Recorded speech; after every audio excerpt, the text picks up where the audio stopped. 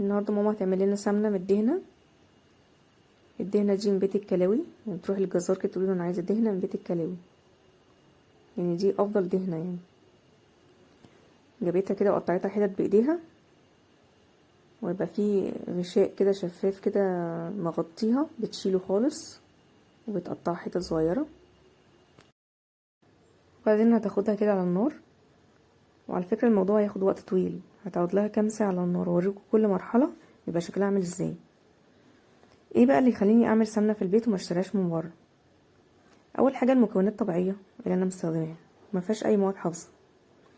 تاني حاجه السمنه الطبيعيه اللي بتتعمل في البيت دي فيها احماض دهنيه مفيده، غير السمنه الرخيصه اللي بتتباع في الاسواق، وفيها دهون مشبعه وجودتها عاليه. وانا اللي بتحكم في جوده السمنه، انا ممكن اعلي من جودتها بالمكونات اللي انا احطها. هحط لبن، احط قشطه لبن محوشاها، كل الحاجات دي بترفع من الجوده بتاعتها.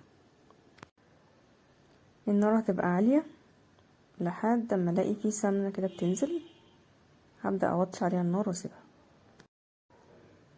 ومن وقت للتاني كده هبص عليها واقلبها وارجع اسيبها واجي واقلب وهكذا.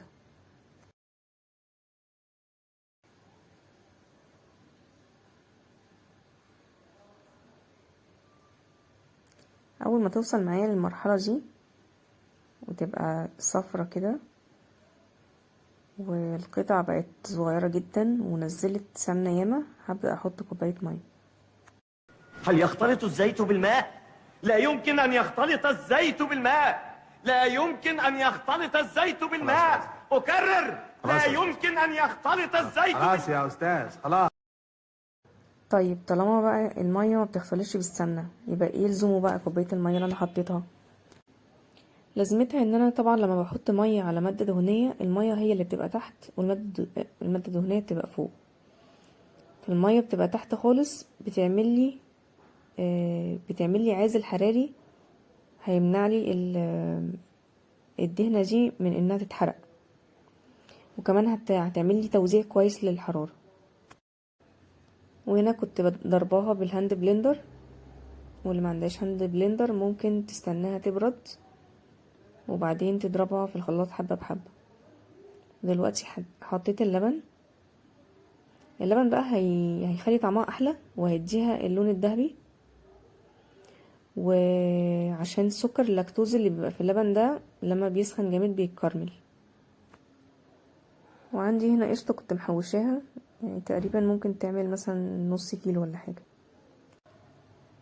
القشطة بقى يعني هتزود لي الجودة بتاعتها وهتظبط القوام وهتخلي طعمها اقرب بكتير للسمنة الفلاحي. اخر حاجة هعملها هحط معلقة ملح. الملح طبعا غير انه مادة حافظة هيديني طعم افضل وهيساعدني في فصل الشوايب ويخلي السمنة انقى. الدهنة اللي كنا جايبينها دي كانت وزنها حوالي 2 كيلو و600 جرام. بعد ما عملناها كده وحطينا كوبايه الميه وكوبايه اللبن، وعلى فكره كوبايه الميه اللي احنا حطيناها دي هتتبخر هي، بس يعني بتساعدني بس على توزيع الحراره بشكل متساوي وعشان بس ما تتحرقش، بس هي كده كده بتتبخر يعني.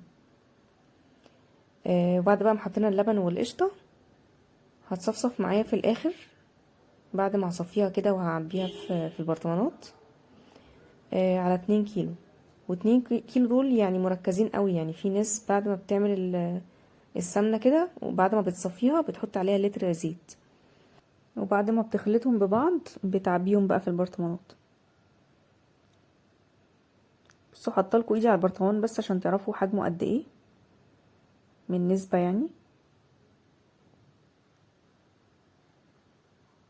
بصوا السمنة جامدة وفيها ترميلة كده جميلة،